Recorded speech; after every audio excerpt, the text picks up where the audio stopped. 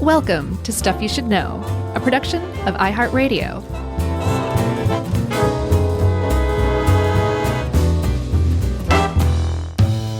Hey, and welcome to the podcast. I'm Josh, and there's Chuck, and Jerry's here too. And this is Stuff You Should Know,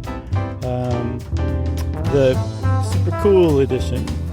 Another edition in our ongoing New York saga to explain every single building or theme or trend in the entire city of New York. I feel like these are always me, so I'm sorry if I'm foisting these. Well, you love New York. I do. You know, the T-shirt told me to. That's right. Oh, I thought it was I Heart New York. Is that what that means? Yeah. I get it now. But it's I Heart New York. It didn't say You Heart New York. I took it all wrong. But now I love that city, so I want to know more about it. It is a very cool city, and this is a cool place in the city's history, for a long part of the city's history, actually. The Chelsea Hotel, which, little known fact, is actually supposed to be called the Hotel Chelsea. Yeah. And I could not find who first turned it around, because surely it was a poet or a singer or something, a writer. But at some point, it got basically transversed, even though the official name is and always has been, since it was a hotel, the Hotel Chelsea. Yeah, it can be a little confusing. Same place, though, so don't sweat it. So you can say either one, but... Wait. You want to talk confusing? Okay. There's a Marriott Renaissance Chelsea Hotel. Oh, God. In the same neighborhood. I mean, I could see myself accidentally booking that and being like, this place is a little more put together than I expected. Yeah. I mean, Chelsea is a neighborhood, and every hotel in there is a Hotel Chelsea. Yeah. Or a Chelsea hotel, rather. I love Chelsea. I think that is one of my favorite neighborhoods in New York, if not my favorite. We stayed there a bunch of times when we went and visited New York. In Chelsea, yeah, I like it as well. And I have stayed at the Hotel Chelsea a couple of times. I have too. But yeah? Yeah, but that actually answers a question that I had. I was trying to figure out where you came up with this as a topic. I would have guessed the Taylor Swift song, the Tortured Poets Department, Okay. Because she mentions it in there. That's, I guess, that's not what inspired you to do this? No. Bob Dylan, if anybody. I got you. No, I mean, from staying there semi-recently, and that's the great thing about our job. I was like, yeah, I wish I knew a little bit more about this place. Mm-hmm. And here we are. Yeah. What'd you think of it? The hotel? Yeah. Well, you know, as you'll learn, if you don't know, the Chelsea Hotel was renovated over the course of many, many, many years after being closed for those renovations. We'll get into all the ins and outs of that. But I thought that it was a top-notch renovation that, from what I've read, even though it's a fancy pants place now, everything I've read says that they did a very tasteful job. In fact, let me read, so I'm not just talking out of my butt. But one of the people in the New Yorker or something that wrote about it said, it presents itself subtly and doesn't scream, I've changed, due largely to the fact that the building was landmarked in 1977. So many elements, such as its facade and famous stairwell, cannot be changed in accordance with its landmark status. Current owners instead have worked with it and around its physical history, and the enhancements are fitting. Nice. 158 rooms in 15 room categories, from 200 square feet to 1,700 square feet. And there you go.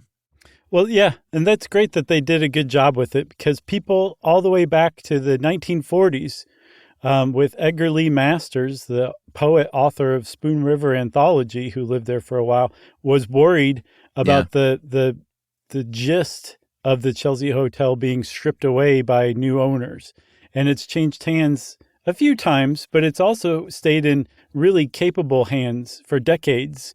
And those capable hands, as we'll see, helped give the Chelsea Hotel its own, its very famous vibe. Yeah, and I should also say, too, that a lot of people, I'm sure, think it's an abomination. And a lot of times these are the same people that were like, you know, Times Square was better, or New York was better when it was a dirtbag city crumbling, and you were as likely to get mugged walking the streets or spray painted on if you stood still for too long as anything else. Yeah, so based on what we'll learn about what went on in the Chelsea Hotel, I think it's very telling how dangerous New York was at the time, that almost to a person, when they interviewed residents years later, they say that they felt safe in the Chelsea Hotel. And the Chelsea Hotel was as crazy as a place could get. And yet it just goes to show you how much more dangerous it was outside of the Chelsea Hotel in New York at the time. Yeah, it seemed to have a very familial quality to it. Yeah. And for good reason. So let's jump back to the beginning when it was built. First of all, it's right there at West 23rd Street in the Chelsea neighborhood. Mm-hmm. And it started in 1884 as the Chelsea Association Building. Nuts and bolts, it is a 12-story building. It was one of the taller buildings in New York at the time. Mm-hmm. It is Victorian Gothic. It is a beautiful, gorgeous building if you look at it from across the street. It's just one of New York's greatest landmarks, designed by architect Philip. Is it Hubert or Hubert? I'm going to say Hubert. That's what I would say. All right, we'll go with that. And Hubert designed it on the philosophy of a French philosopher that he was a fan of named Charles, what is it? I think Fourier. Fourier, who was a utopian socialist and kind of thought this concept of a co-op of a community should work in co-ops called phalanxes. Mm-hmm. And that's what the Chelsea started out as, was one of the first housing co-ops in New York City where if you live in a co-op, then you own a share of that building along with all the other owners. And you also are responsible for the monies that help maintain and keep up that building. Yeah. It's all fun and games until you need a new roof. Yeah, exactly. So Hubert actually followed Fourier's vision and turned the Chelsea into not just a co-op, but an attempted socialist utopian paradise where it wasn't just for the wealthy. It was, I think, I don't know if you said it or not, it was one of the tallest buildings in New York at the time. So it was a very Tony address when the building opened. And yet he set apartments aside for some of the people who had built the building, like some of the electricians, if there was such a thing at the time, some of the plumbers, some of the carpenters, like they had shares. They were able to live in this co-op because there was room made for them. And there was also room made for artists and musicians and writers. And the point was for everybody to kind of rely on one another. So if you needed plumbing help, you could pay your plumber in, a painting or something like that, if your plumber would accept it. Everybody was meant to depend on everyone else and be kind of self-sufficient as a unit. Yeah. I'm not so big into abstract, but yeah, sure. I guess. Are you going places? Right. When are you going to die? Yeah, exactly. There are also in that very first iteration, and this is very key, you mentioned artists, but there were the top floor had 15 artist studios up there. And that really kind of carried on throughout the history of the Chelsea until most recently. Yeah. That version of the Chelsea was around for about 21 years. It went bankrupt in 1905. Some of those residents stuck around, and then the rest became a hotel. And the Chelsea for decades functioned as a place where you could stay there as a hotel. You could stay there for a month. You could stay there for a week, like weekly and monthly rates, or you could be a resident and live there. It's a very unique situation. Yeah. And so the rooms also apparently were fairly cheap, especially for a luxury place, a luxury building. So if you were a up and coming or starving artist, you could still probably afford a place there. And because it was created to house artists and talent of all different kinds, it was automatically attractive. It just kind of became a place where art was created, not just a place where artists could live. There was a longtime Chelsea resident named Harry Smith, who I saw described as the archetypal bohemian trickster figure.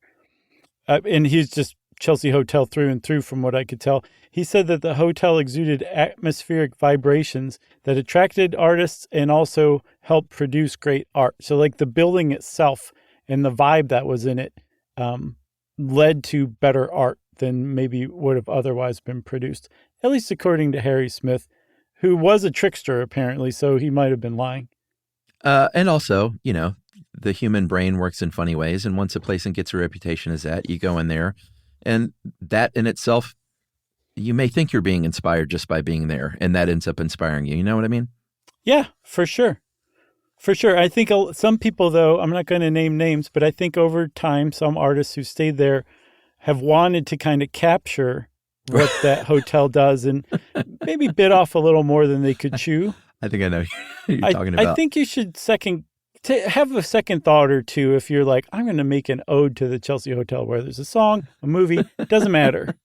I know exactly what you're talking about. We're not talking about O. Henry, though, who stayed there a lot, or Mark Twain, who stayed there a lot, or Sarah Bernhardt, who stayed there when she came to New York to perform. Yeah. Those were all like frequent guests in those early years. There were artists, very famous artists at the time occupying those artist studios on the top floor. From the very beginning. They even held some Titanic survivors in 1912. That's where they went when they were brought in, shivering in the cold. Yeah, which is pretty cool that they opened their doors to them. I'm sure other hotels did too, but I thought that was neat. Yeah. And we should say these artists that were staying here, O. Henry was hiding from creditors. Yeah. When he stayed there.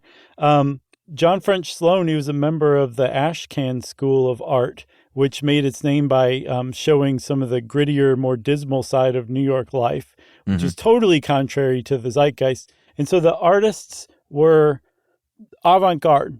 Basically, throughout the entire history of the Chelsea Hotel, the artists working there were like the vanguard of the avant-garde. Yeah, and like bohemian. You'll hear those words thrown out a lot when the Chelsea Hotel is described, or its tendency over the years. They were Czechoslovakian to a person. Right. During the Great Depression of the 1930s, Thomas Wolfe was a frequenter there. In fact, he died. He spent the last years of his life there in room 829, writing things like "You Can't Go Home Again." And he died very young, though, from tuberculosis at the age of 37, and was known to kind of, pace the halls looking for inspiration or that next paragraph or sentence. Yeah, I saw that somebody said he ran out into the street one night at like 3 a.m. and shouted that he'd written 10,000 words in one day. That's great. That's pretty substantial. And Thomas Wolfe, also not to be confused with Tom Wolfe. No. He was an influence in his own right. He influenced the Beats mainly through Jack Kerouac. He influenced the New Journalists. So ironically, Thomas Wolfe influenced Tom Wolfe. Yeah. And in fact, there's a story that Fear and Loathing from Fear and Loathing in Las Vegas and at the Kentucky Derby, that Hunter Thompson took that from a Thomas Wolfe story. Oh, okay. Yeah. That's pretty cool. We still haven't done one on Hunter S. Thompson either. No, he might be undoable. You know remember the time we did that live show? It was the worst idea, where we did how humor works. And we realized partway through in front of a live audience that explaining humor is like the least funny thing you can do. I don't remember that. Was that a tour show, or was that like for a... It was at Podfest.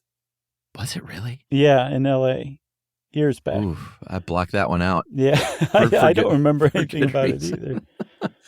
So you mentioned a lot of people have, done their odes to the hotel, whether it's movies or songs or whatever. Perhaps the first one was a guy named Edgar Lee Masters, lived there from 31 to 44, and wrote a poem called The Hotel Chelsea. So he kind of got the ball rolling. Yeah, and he's the guy I was saying earlier who wrote Spoon River Anthology that was worried about it losing its vibe. Well, let's read this first couple of lines then. Anita, don't know who that is, but he's writing it to Anita. Soon this Chelsea hotel will vanish before the city's merchant greed. Wreckers will wreck it, and in its stead, more lofty walls will swell. Yeah. There you have it. Yep. So this was the 40s. I'm guessing this was 1943 when when it changed hands, I think for the first or second time, and was finally turned into the Hotel Chelsea. But he had very little to worry about because it got even more avant-garde after that. Yeah, it's kind of had its ups and downs as far as how, nice it was, I guess. It fell in pretty hard times after World War II. But it was always, Dave described it as gruff but lovable. I mean, it never lost that charm, it seems like. Yeah. Even at its diviest. Dylan Thomas, the famous author, was a heavy drinker, as I think everyone knows. He drank himself to death there at the Chelsea in 1953. And they have a plaque. They don't have plaques for everybody, but there's a Dylan Thomas plaque. Dylan Thomas lived and rode at the Chelsea Hotel, and from here, he sailed out to die. Yeah, I read that on the day that he fell into a coma that eventually he died from, he said, "I've had 18 straight whiskeys. I think that's the record." It's got to be. Yeah. So, Dylan Thomas was one of the ones whose death really kind of,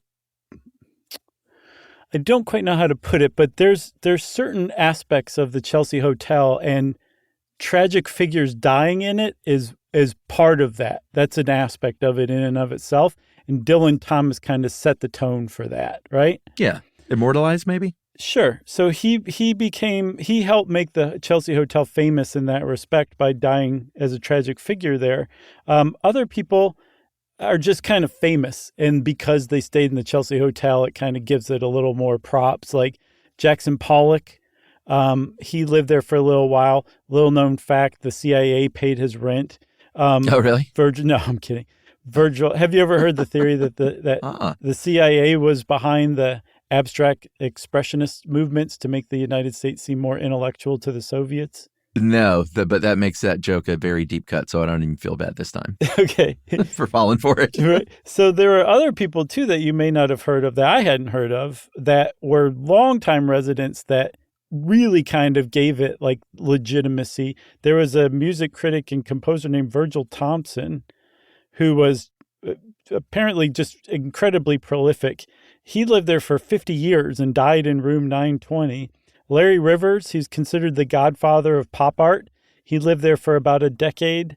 And when you put all this together and then also bring in tourists, because don't forget, this is a hotel that some people are living in for decades, but there's also people coming and going. And then you also throw in rich people who are basically just trying to hang out with avant-garde artists, even though they have no artistic talent themselves. It's just the crowd they want to hang with. You put all these people together and you've got like who you would see if you went into the Chelsea Hotel. Yeah, exactly. All right, we should take a break, and we'll come back and talk about David and Stanley Bard right after this.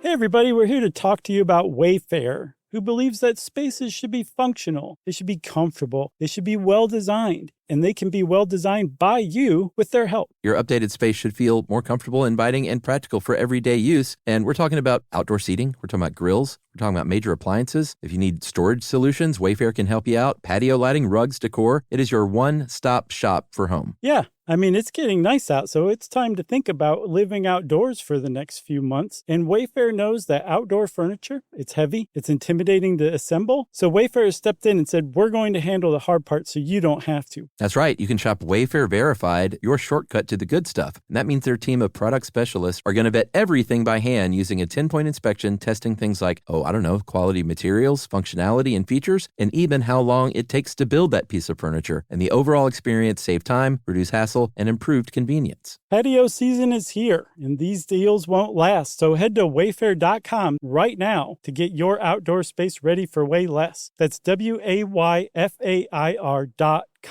Wayfair, every style, every home.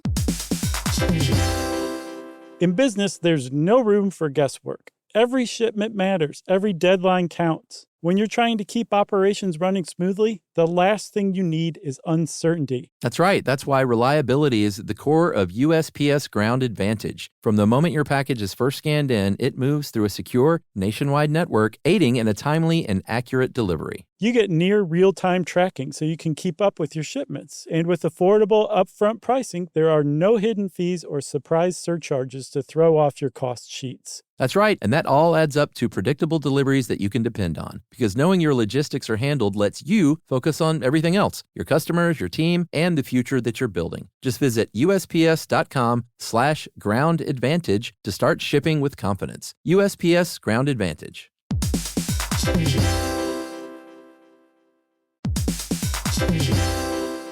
Dell PCs with Intel Inside are built for the moments that matter, for the moments you plan and the ones you don't. Built for the busy days that turn into all-night study sessions, the moment you're working from a cafe and realize every outlet's taken. Yeah, the times you're deep in your flow and the absolute last thing you need is an auto update throwing off your momentum. That's why Dell builds tech that adapts to the way you actually work. Built with a long-lasting battery so you're not scrambling for the closest outlet, and built-in intelligence that makes updates around your schedule, not in the middle of it. That's right. They don't build tech just for tech's sake. They build it for you. Find technology built for the way you work at Dell.com/Dell PCs.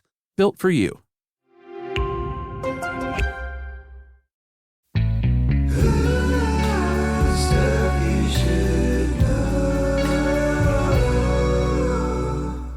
Okay, so I said earlier that the Chelsea Hotel was in capable hands for decades, and those hands were initially David Bard, and then after that, his son Stanley Bard.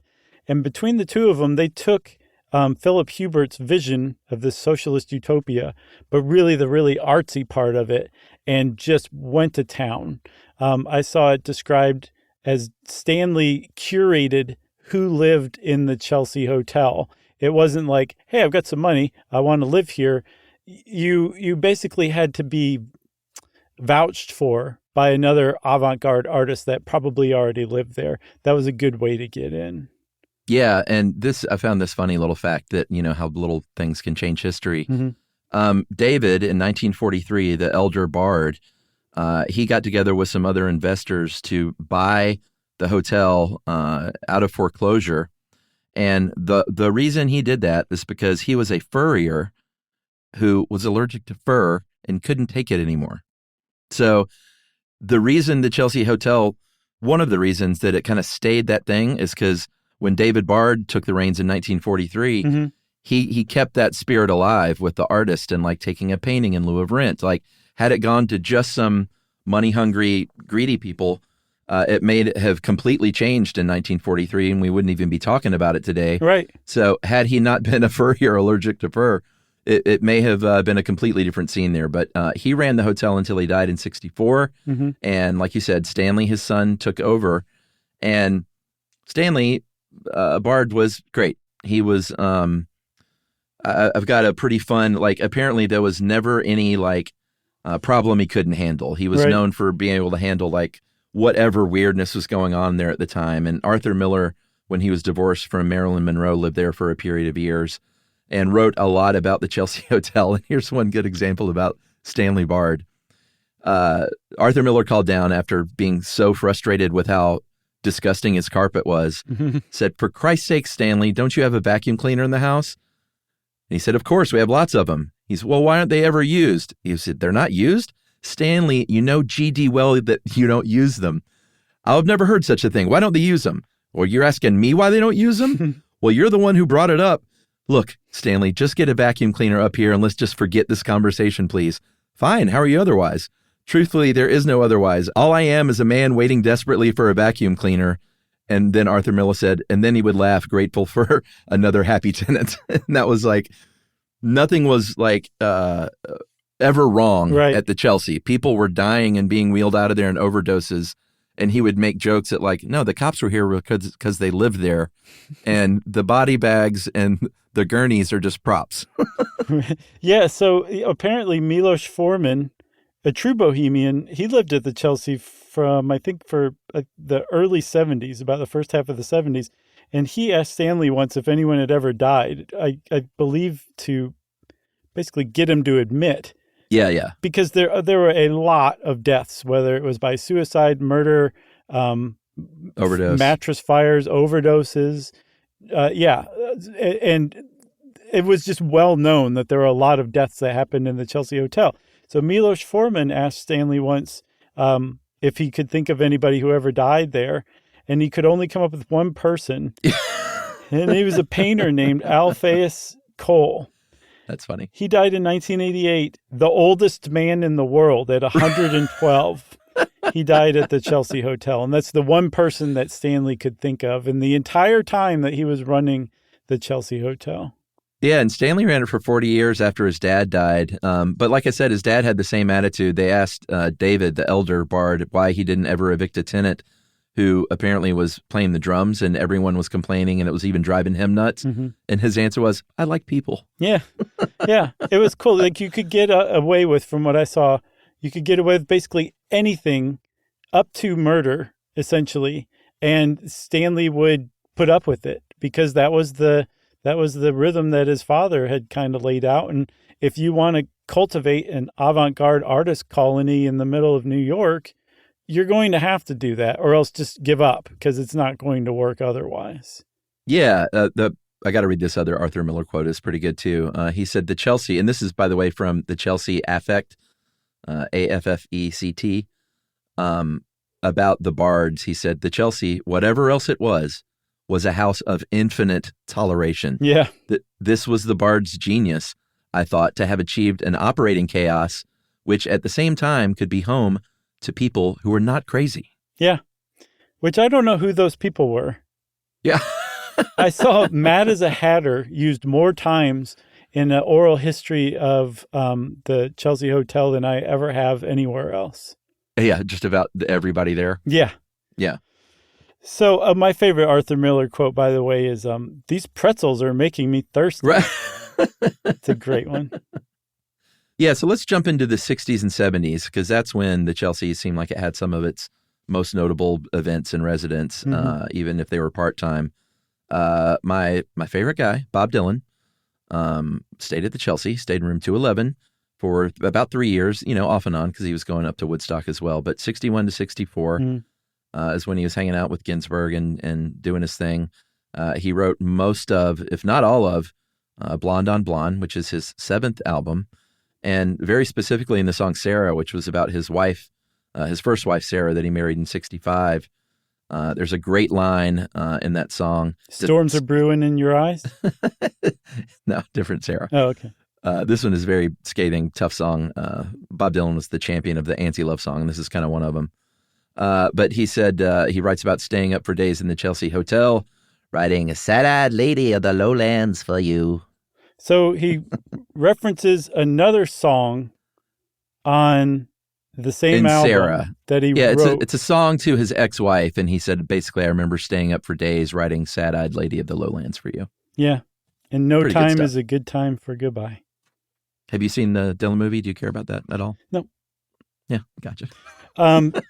So, but yeah, that was pretty seminal. I mean, that's one of his biggest albums, right? And I saw that at the time too, that Bob Dylan and Andy Warhol went basically head to head over Edie Sedgwick, who also stayed at the Chelsea Hotel. And apparently that was the end of Andy Warhol and Edie Sedgwick's red hot, I don't know what you'd call it. Not a romance, just interaction. Relationship? Sure. We'll just go with that. But it was something other than that. And it lasted less than a year, but apparently Andy Warhol was so jealous that Edie Sedgwick had become totally obsessed with Bob Dylan, who may or may not have returned her advances. It just depends on who you ask. Bob Dylan says no. But Andy Warhol lost because Bob Dylan was at the time like basically the biggest person in like alternative culture, the counterculture at the time, like even more than Andy Warhol was. Like he was just huge. And it's kind of difficult to overstate what a big deal this very big person was doing, living and working in the Chelsea Hotel, like what it did for the Chelsea Hotel's reputation. Yeah, for sure. And it's also mind-blowing to know while Bob Dylan's up there in room 211, literally typing out one of the seminal albums of all time, at the same time, Arthur C. Clarke is adapting the screenplay for 2001: A Space Odyssey on a different floor in a different room. So like these kind of creative, and Andy Warhol is in there shooting parts of Chelsea Girls. Like stuff was really, really happening. It didn't earn its reputation. It wasn't overblown at all, Right. No. Another really famous thing that happened around that time was from Edie Sedgwick. She set her mattress on fire. Yeah. And on purpose, I think. Was it on purpose? Because this was not her first apartment fire. Yeah, I think it was on purpose. Okay. So it's possible this is a very turbulent time for her. Yeah. She could have been heartbroken over Bob Dylan. She could have been upset Andy Warhol had turned his back on her. I know the previous apartment fire in a different building was because she had shot up a speedball and the cigarette fell out of her mouth and onto her mattress and set her house on fire. That's kind of on purpose too. I guess so, yeah. But that kind of leads me to something. There's something that just doesn't show up in the histories. I mean, here or there it kind of comes up, but I think it's really understated the effect that it had on the community that developed in the Chelsea Hotel from the entire time that the building was open. And that was drugs. Yeah. Like, so everybody from Sarah Bernhardt, the French actress, to Bob Dylan and beyond. I wouldn't put it beyond Ethan Hawke. He lived there for a while. Yeah. So, I mean, the club kids, like with the capital C and the capital K in the 80s and 90s, like some of them lived there and they were definitely doing drugs there. Like it was just a really big part of the experience of living at the Chelsea Hotel. It was like essentially one of the muses that was walking around the halls of that building all the time. Yeah, for sure. I mean, Gabby Hoffman, the actor, she was raised there from birth till she was 11 years old. Mm-hmm. Her mom was Viva, who was another one of Warhol's superstars. Mm-hmm. And little Gabby Hoffman from Sleepless in Seattle, you know, she's a grown lady, you know, middle-aged woman now, and has talked a lot about it. She loved living there, but she, you know, she was stepping over people, you know, passed out with heroin needles in their arms and, you know, on her roller skates. And just a, you know, kind of a crazy life. But to her, it was just like, yeah, just lived in this sort of legendary divey apartment building. Like there was a gazillion non-famous ones in New York. Mm-hmm. This one just happened to be famous. Right. I did see where her mom, Viva, eventually, I don't think it was ever published, but she wrote a book because writers always like very cheekily say that like Gabby Hoffman was sort of the Chelsea Hotel's answer to Eloise, the children's book. Mm-hmm. And apparently her mom wrote a book called Gabby at the Chelsea, but I don't think I would try to find out. I don't think it was ever released. That's cute. I would love to see that. Yeah. How about some more famous stuff that happened there, huh? Yeah, like Liaisons, Janis Joplin and Leonard Cohen. That's a big one. Yeah. He wrote about that in Chelsea Hotel No. 2, one of his songs, very famous song. So they were together from 68 to 70 when Janis died. I don't know if they were like an item or if they just, you know, liked hanging out, if you know what I mean. I think I know what you mean. But regardless, they were just a famous couple from there. Yeah, that's not the right word. I'm having trouble pulling words out of the air. Another couple that you could probably call more of a couple was Patti Smith and Robert Mapplethorpe. They moved into the Chelsea. They were totally broke at the time. Patti Smith became like the poet of the punk scene. Robert Mapplethorpe famously became the devil incarnate with his photos. Provocative pictures. That's one way to put it, sure, of BDSM culture and gay culture in the 80s, and like almost got the National Endowments for the Arts canceled. Although I think it's unfair to say it was him. Jesse Helms almost got the NEA canceled. And it was Robert Mapplethorpe was just making art. And Jesse Helms just did not think a bullwhip coming out of a man's rectum was art. That's right. I have that book. I haven't read it yet. It's on the shelf with a bunch of other rock and roll books that I have yet to get to. But the Jesse Helms story? No, yeah, exactly. What a rock and roll story. Patti Smith's book that she wrote about her time with Mapplethorpe, I think it's called Just Kids, that I'm looking forward to getting into. Nice. But boy, can I tell a quick Patti Smith, Bob Dylan story? Is there one? That has nothing to do with the Chelsea Hotel? Yeah. Well, you know what? I'm going to say it does. I'll say she told him here. Okay.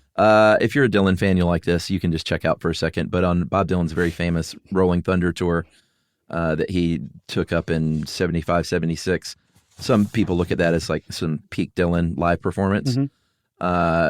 Unbelievable stuff. But he has a performance of his song Isis, one of his great songs after the record off the record Desire, where it's just one of the great live performances of anyone ever is his performance on Rolling Thunder of Isis. And he doesn't play the guitar, and he's just standing there, and he didn't do that a lot. And Patti Smith is the one who encouraged him. He said, Bob, you should You should do Isis without the guitar. And he said, Patty, I don't know what to do with my hands. And she said, make them into fists. So did he? Heck yeah, he did. Okay. And Patti Smith wrote also about the Chelsea a lot. And the restaurant there, it's not officially part of it, but it's connected. You can get to it through the hotel. El Quixote underwent a lot of renovations to reopen. It was a pretty big dive of a place back then, but it was cheap food and it was Spanish food. And so people ate there, even though apparently the food wasn't good. I saw it described. Was it the paella could have been consistency of yesterday's oatmeal. The taste of the sangria might be best described as purple. But before the Woodstock Music Festival, Patti Smith went to the Chelsea, or was living there, I guess. And she said, I walked into El Quixote's bar one afternoon in 1969 to find musicians everywhere, sitting before tables laid with mounds of shrimp and green sauce paella, pitchers of sangria and bottles of tequila. Jefferson Airplane was there. So was Janis Joplin and her band. Jimi Hendrix sat by the door. Can you, just walking into a restaurant and seeing something like that happening? Incredible. Yeah. Yeah. You'd be like, I don't really care about any of these people. No, I do. I love Jimi Hendrix, and clearly I love at least Jefferson Starship. Right. You were like, one day, you don't know it yet, you're going to write a song called Sarah. That's right. And I spent at least one summer just listening to Janis Joplin's greatest hits over and over again. So I could be down with that scene, man. Should we take a break? Yeah. All right. We'll be right back, and we'll finish up on the Chelsea Hotel right after this.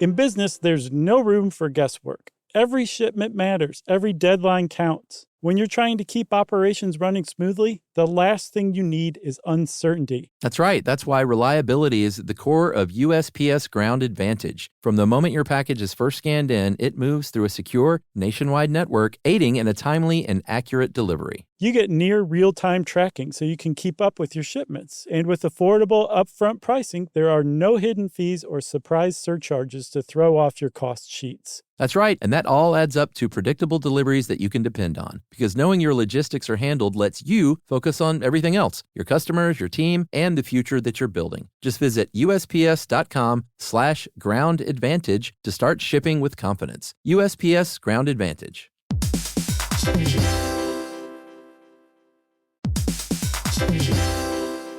Dell PCs with Intel Inside are built for the moments that matter, for the moments you plan and the ones you don't. Built for the busy days that turn into all-night study sessions, the moment you're working from a cafe and realize every outlet's taken. Yeah, the times you're deep in your flow and the absolute last thing you need is an auto update throwing off your momentum. That's why Dell builds tech that adapts to the way you actually work. Built with a long-lasting battery so you're not scrambling for the closest outlet, and built-in intelligence that makes updates around your schedule, not in the middle of it. That's right. They don't build tech just for tech's sake. They build it for you. Find technology built for the way you work at Dell.com/Dell PCs.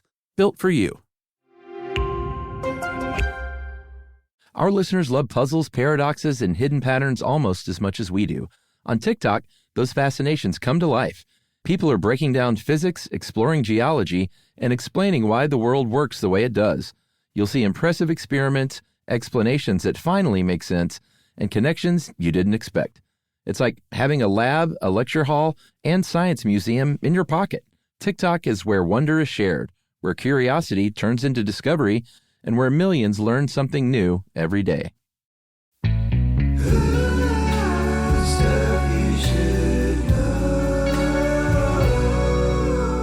All right, we talked about people dying at the Chelsea, so we should probably talk more specifically about this because it seemed to happen a lot, right?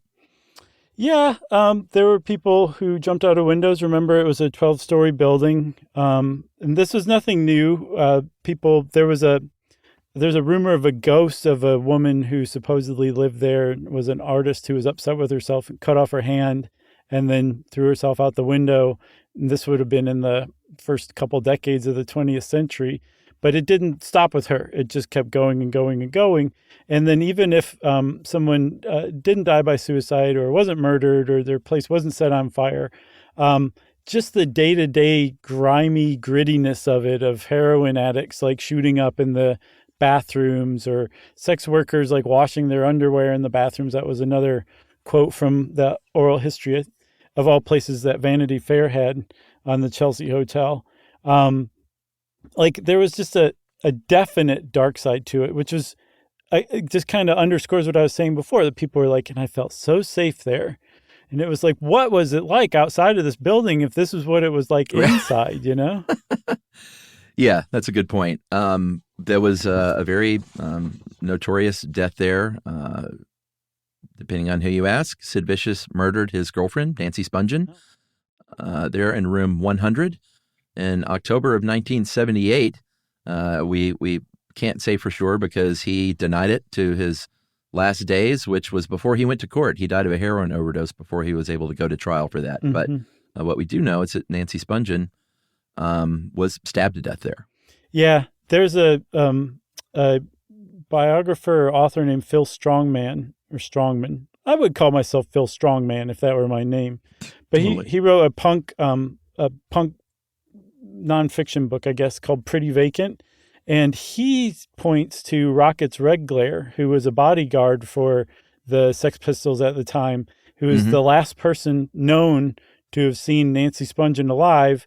And there was also supposedly a bunch of money, cash in the apartment that couldn't be accounted for after her body was discovered. So he makes a pretty good case. Apparently also Rocket's Red Glare was admitted to it later on to some people. So who knows, but I don't think it was Sid Vicious.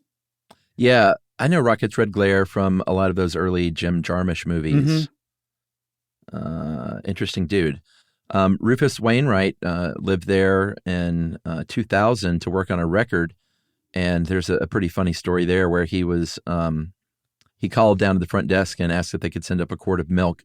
And apparently the bellman arrived with a tray full of just tons and tons of drugs because milk, unbeknownst to Rufus, was the code word at the Chelsea for drugs. Yeah, because he was the only person in the history of the hotel who actually wanted milk at one point. And you mentioned Ethan Hawke, I was about to say our old friend. We don't have nothing to do with him. I know. I love Ethan Hawke. I think he's a great, passionate, artistic dude. But he lived there for 3 years when he was sort of, I think he was fully divorced, but was when he was with Uma Thurman. They were kind of on the rocks. Yeah. And he made the movie Chelsea Walls in 2001, which is a series of short films about a day in the life of people at the Chelsea Hotel. So, you know something about him? I've become more and more of a fan over the years. I think he's really kind of grown into his talent. Yeah. Yeah. I think I like the guy a lot. And I like his daughter and I like Uma. I think I'm a big fan of that family. Yeah. Who's his daughter? Maya Hawke. She's an actor. Oh, I don't know. I'm not familiar. Up and coming. She's on Stranger Things. Is probably what most people know her from these days. Oh, okay. So what else, Chuck? And she looks just like Uma. Oh, really? Yeah, it's really funny. I mean, a little bit of Ethan in there, but she's got Uma's mannerisms and voice. It's pretty cool. Nice.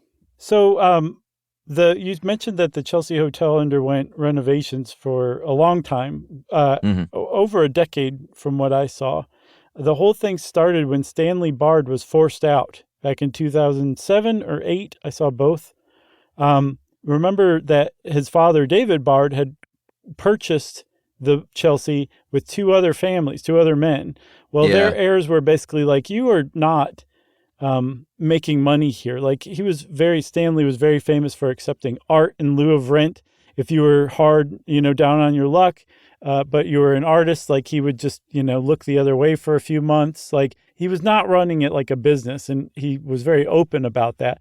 So apparently the heirs of the other two owners were like, you need to get out. We have 2/3 of a vote and you're out.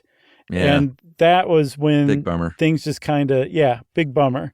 Things just started to change because a few years after that, they sold it to some investors. I think that was in 2011. They sold it for $80 million. The investors came in, fired all of the staff because they were union and brought in non-union workers. they did away with basically everything that was cool and intangible about the place. And they also took down all the art. Like one of the things Stanley did was hang art by the artists who'd lived there all throughout the place. It was just laden with art. They took all of it off the walls, put it in storage. Apparently some that wasn't Stanley's, or that wasn't the hotel's too. The Larry Rivers Foundation is suing to get one of his paintings back that they say was just on loan. And from that point on, it just became kind of ham-fisted and not very pleasant for the people who lived there in the Chelsea.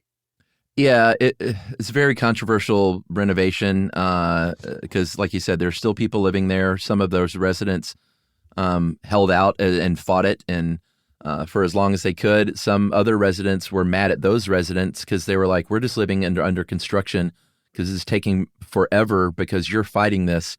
Like, it's going to happen. Just give up so we can at least get this finished and live a normal life again. So it really, it depends on your perspective. There's a really, really good documentary that I highly recommend called Dreaming Walls from 2022, where they go inside a lot of these original residents' apartments, see what they're like. There are also some good books about this. From what I found, as of now, I think there's about 40 of them still there, original residents in those apartments. And when you stay there, you're walking down the hall to your room and all the doors look the same. And then you'll come across a door that's not the same. And that's an original resident. Yeah. Which is pretty cool that they're still there. They're also rent controlled, I believe, which is how they're able to still stay for there. Sure. Yeah. And it's just one of those things where I really like staying there, but I feel like, man, I bet these people hate people like me that like staying here. Right. Just walking around all agog in the. I know. And like, with my 9-year-old daughter, who's not Gabby Hoffman. Right. She's not on roller skates. She's not an Uncle Buck. I know. So I have very mixed feelings about the whole thing, about like if does staying there support that kind of action in general or. Well, you bring that up. I thought that too. Yumi and I stayed there a couple of times over the years. We did the most avant-garde thing you can do. We stayed at the Chelsea Hotel when we went to see comedian Tom Rhodes at the Gotham Comedy Club next door. Oh, yeah, that's very close. Yeah, he's super underground. But, I totally get that feeling that you're talking about where it's just like, this was something and now is this the dolled up version, like kind of the fake Disney-fied version of what it used to be. And that leads me to a question that I had throughout researching this, Chuck. Where is whatever the Chelsea Hotel was now? Where is it? I don't think it's in New York anymore. I don't think something like that can survive in New York because it's just gotten so wealthy, and wealthiness is not really, it doesn't really jibe with what the Chelsea Hotel was in its heyday. So, like, where is it? Is it somewhere else in the world? Is it in Kansas? Like, where did this go? I really want to know who's doing really interesting, cool work these days. Where can you find it, or is it just not around? I know. I'm with you. And also the notion of like, it's a pretty easy target, but like, I bet the Holiday Inn Express in Times Square kicked out some residents for whatever building they took over. Like, is there any hotel group on the earth that isn't gross and did things like that in these dense cities? Yeah. I mean, look what happened to San Francisco. Like, it lost a lot of its. Oh, yeah. I don't want to say luster because it wasn't luster that made it so charming, but it lost some of its jam. Yeah, for sure. But, El Quixote is awesome now. They've got some really good chefs that work there. Big shout out to John Pacini. He's the general manager there. He's a Stuff You Should Know listener. He's always been very kind to me. So big shout out to him. And he's done a great job. And the paella is good now. And I've had some really great experiences in that restaurant. And in that hotel, the lobby bar there is amazing. Like, it's a truly great place to go have a drink. Awesome. And if you stay there, you can get in. But if you don't stay there, you can still go get a drink there. I would recommend it. So I don't know. It's definitely makes me question things. But like I said, is there a place in New York where original residents weren't screwed over in some way or another to make way for some new expensive thing? Oh, I mean, also not just like people living there. I mean, like the art, the artistic vibe that was there. Where did that go? Because it's not like that stuff dies, I know. And a lot of those 40 residents, or some of them, are still artists making art there. Yeah, for sure. They just got to, I don't know if that documentary was accurate, but I think that the residents either aren't allowed to use the main entrance or maybe they just prefer not to. I could see either one, actually. I really could too, actually. Well, that's it for the Chelsea Hotel. We could keep going on and on and on, but I feel like this is a good place to stop, don't you? Yeah. I mean, let's quickly mention that there were some very famous things auctioned off. Yeah, good call. Some of the famous doors. Bob Dylan's door was auctioned off. I think either Leonard Cohen or Janis Joplin's door was auctioned. And that iconic sign, as best I can figure, was renovated, but part of that renovation included replacing the letters, and those original letters were sold off. Cool. Thank you for figuring that out, because I could not make heads or tails of how the sign was restored, but then they auctioned off the sign. Yeah, I think just pieces of the original, you got a C on both sides, an H and E on both sides. And, I think you found even that they had them wired so you could put it in your loft and light it up. Pretty awesome. Pretty cool. Okay. Well, that's it. That's it for Chelsea Hotel. If you want to know more about the Chelsea Hotel, go check out the Chelsea Hotel. And since I said Chelsea Hotel 3 times, as was foretold in 2008, I've unlocked listener mail. That's right. And to prevent another listener mail, yes, we know Naked Lunch was written there. Thank you. Thank you, sir. And a lot of other stuff was written there. You can't cover it all. No. Hey, guys, this is about inner monologues, too, because I mentioned, aside from me thinking weird things when I'm falling asleep, I mentioned Emily's thumb spelling. And it turns out a ton of people do stuff like that. And I told her, and she was just delighted to find out that she is in a club. Hey, guys, after a decade, I finally had the inspiration to write. In the latest episode, Chuck mentioned Emily spells out words with her thumb while stressed. I do something extremely similar. But instead of tracing the letters, I spell them out in the sign language alphabet. Wow. And there were all kinds of variations. Some people air type. Sometimes it's cursive. Sometimes it's sign language. It's really interesting. I spell them out in sign language alphabet. Been doing it since I was at least 11, and I've never heard of anyone else spelling out words while stressed. I would love to know the reason, but I'm also just content to know that someone else has a similar eccentricity. Thanks for sharing such a lovely anecdote of what it means to love someone with all their little oddities and peccadillos. One of my favorite words. Yeah. It's the acceptance and joy in the mundane and extraordinary in life that keeps me coming back every week for a new episode. I'm a sandwich listener. I'm sure you're going to get dozens of these emails claiming to be Emily's long-lost finger spelling twin, but I had to write in because I've always wanted to stay weird. And Lauren Nieder, or Nieder, I'm not sure how you pronounce it, you are in a larger club because we got heard from a lot of you. Yeah, that's really cool. I'm glad Emily's delighted. Yeah. I'm delighted too. Me too. Well, if you want to be like Lauren and write in and let us know that you're a part of a club too, well, we love to hear that kind of stuff. You can send it off to stuffpodcast@iheartradio.com. Stuff You Should Know is a production of iHeartRadio. For more podcasts from iHeartRadio, visit the iHeartRadio app, Apple Podcasts, or wherever you listen to your favorite shows.